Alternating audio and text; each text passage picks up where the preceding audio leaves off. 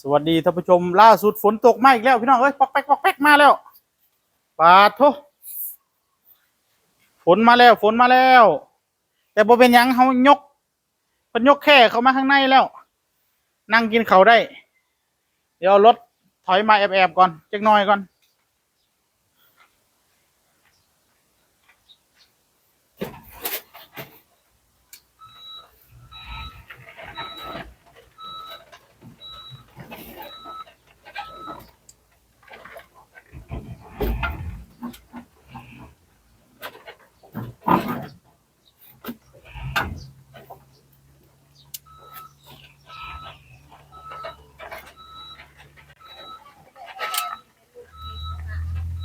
นี่ก็รู้เรื่องรถกระทะ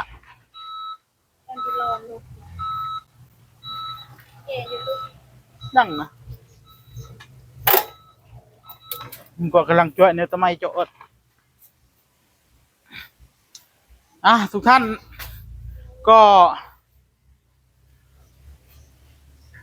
ฝนตกนะทุกท่านเดี๋ยวให้ตะแพนเอาของลงจากรถมีผู้ใหญ่ใจดีส่งของมาให้หน้าต่างอีกบ้านนึงเอาไว้ใส่ป่ะนี่ใช่มองไหนเอามันมีอีก2 บานเอาไปใส่ห้องเจ้าเป็นหน้าต่าง4 บานมันอยู่เฮือนอีกฮะใช่อยู่บ่บ่ใส่ก็ได้เอาเสียไปใส่ป่ะนี่เฮา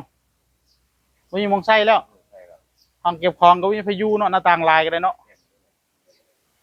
เหือออกไปยังไง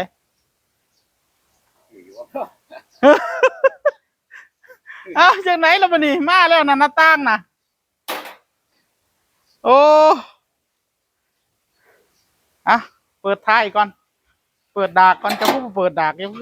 เงียบเอาตัวนี้ลงก่อนเดี๋ยวมันล้มเดี๋ยวมันแตก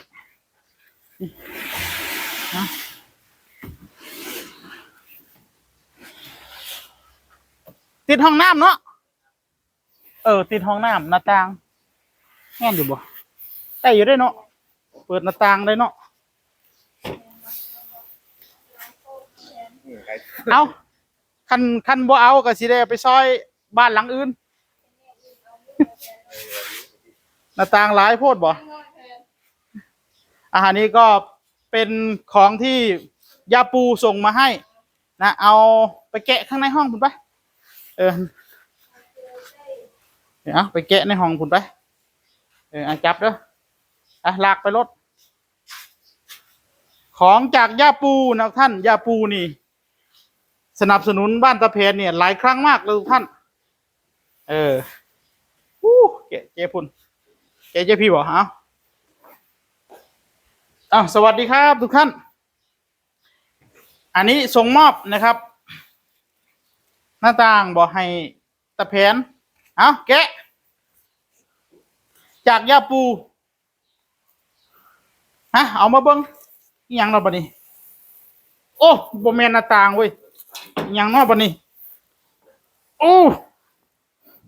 บ่แมนหน้าต่างแต่นิดเอ้ยบ่แมนเอานี่ออกมึงดูโอ้หน้าต่างบ่แมนนี่เสียงว่อนเลยแมนอยู่บ่โอ้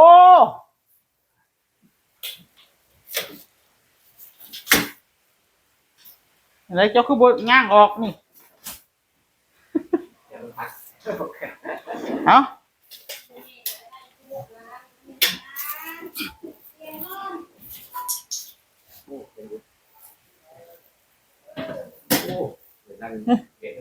อันนี้มันอยู่ไซส์ตัวนี้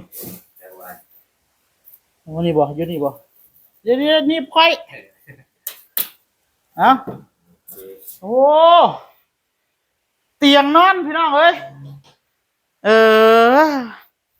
จากย่าปูหันไปทางไหนเตียงนอนหัวนอนไปทางไหนพูดแล้วเนาะหัวนอนเนาะเดี๋ยวเขาจะพับเก็บไว้เดี๋ยวเด็กน้อยขึ้นไปเดี๋ยวเด็กน้อยขึ้นไปเล่นทดลองมึงดูนั่งมึงดูคืออยู่บ่ไหนแข็งแรงอยู่บ่อันนี้มันจะมีฟูกที่นอนอยู่บ่แม่นแบบนี้เลยมันจะมีฟูกที่นอนอยู่ขึ้นฮอดพี่บุละฟูกที่นอนนะ พอมีฟูกที่นอนปุ๊บมันก็สิบริแข็งแบบนี้ อันนี้มันเป็นแผ่นพื้นของมันก็แข็งอะนั่ง2 คนมึงดูปูในการเยอะเนาะอันนี้จากยาปูนะท่านนะครับเดี๋ยวให้ตาแผนอวยพรให้ยาปูเดี๋ยวท่านฝากถามมาว่า เตียงนอนนี่มักอยู่บ่มักครับมักมักร้ายอยู่บ่มักจนน้ำตาตกแม่เลยแหละครับ เอาอวยพรให้เพิ่นแน่จักบาทนี่ขอบคุณญาติบูที่เมตตาสงสารผมครับ ช่วยผมมาตลอดบุญคุณครั้งนี้ผมจะเก็บไว้ในใจผมอยู่เสมอรักและเคารพนับถือญาติบูและFCและผู้ใหญ่ใจดีทุกท่านรักนับถือเหมือนทุกคนขอให้มีแต่ความสุขความเจริญไปไหนมาไหนให้ภาคคุ้มครองตลอดสาธุทุกท่านและที่สำคัญยาปูเนี่ยเมื่อวานนี่ผมก็ไปสรุปค่าใช้จ่ายบ้านของตาแผนเนี่ยเงินมันหมดเงินมันเหลือบ่หลายพอเงินมันเหลือบ่หลายปุ๊บมันน่าจะไม่ได้เดินไฟน่าจะไม่ได้เดินระบบน้ำยาปูก็เลยมอบเงินให้เอาเป็นเจ้าภาพในการเดินระบบน้ำระบบไฟเมื่อวานพร้อมกับส่งเตียงนอนมาให้นะแล้วก็ให้ผมน้ำเตียงนึงผมก็ได้คือกันเตียงช่ำนี้ละผมก็สิเอาไว้นอนอยู่เฮือนคือกันนอนเล่นนะเฮือนอันนี้นี่ให้นอนอีหลีได้บ่ได้นอนเล่นได้นอนในนี่เลยเจ้าเวลาเจ้ากลางมุ้งเจ้าก็กลางเอาตีนมุ้งนะข้างล่างนี่นะเวลากลางมุ้งนะแม่นกวบไปเลยนอนผู้เดียวได้แต่ว่าเตียงสำนี้ของผมก็ได้อยู่แต่สมบูรณ์เอานอนผู้เดียวละจะชินอนน้ำไผ่พอมีฟุกที่นอนมันสิบริแข็งแบบนี้นี่มันสิแข็งในจังน้อยพอมันบ่มีฟุกที่นอนดีใจบ่เงินเจ้าสิแล้วเลยเด้ห้องครัวย่าปูก็เป็นเจ้าภาพในการทำห้องครัวแล้วก็ห้องน้ำแล้วก็มุกหน้าแล้วก็ปูกระเบื้องย่าปูก็เป็นเจ้าภาพในการหลายอย่างมากเลยนะท่านก็เมตตาตาแผนเป็นพิเศษเพราะปกติก็ท่านก็เมตตาบ้านหลังอื่นก็ไม่ได้เยอะเท่านี้นะอันนี้เป็นเยอะที่สุดรู้สึกว่าท่านเมตตามาประมาณ5-6 รอบนี้ยังไม่หมดนะท่านก็ส่งสิ่งของที่จำเป็นมาให้อีกเรื่อยๆอยู่นะคุณย่านะท่านก็เมตตาเอ็นดูตาแผนทุกท่านเป็นพิเศษเลยนะครับดีใจด้วยนะที่มีผู้ใหญ่ใจดีนะขอให้ท่านมีแต่ความสุขความเจริญนะครับผมสาธุทีนี้เราจะพับเอาไว้ก่อนเนาะเพราะว่าถ้าเด็กเห็นนี่น่าชีบ่ได้นอนไปอาชีได้เอาไปซ่อมซะก่อนเด็กน้อยกระโดดขึ้นไปเหยียบนะฮักแท้ๆขอย่านกระโดดนะอันเด็กน้อยโดดเล่นนะมันง่ายนะเวลาพับนี่เห็นบ่เอาพับเอาไปนั่นเอาไปนี่ได้สบายเอาใส่ลังก้อยไว้ก่อนบ่เนาะเผื่อเด็กน้อยเห็นเดี๋ยวเขาโจมเล่นเนาะเนี่ยนี่ไรง่ายปะ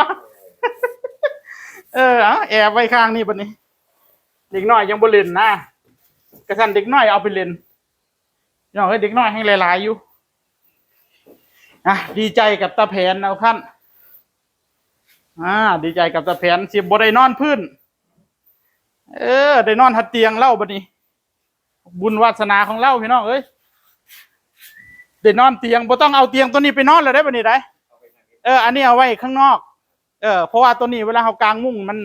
มันกวบไปเลยยากนะตัวนั้นเขาก็กางมุ้งเกยไปเลยสบาย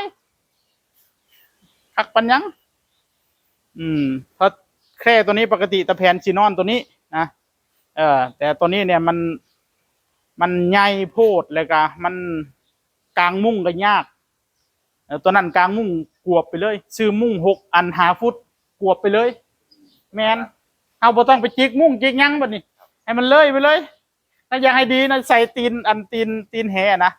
อันแมงอันนั้นตีนแหเอาไว้มุ้งนะจบเลยกักโอเคทุกท่านนะอนุโมทนาสาธุกับยาปูครับผมสวัสดีครับ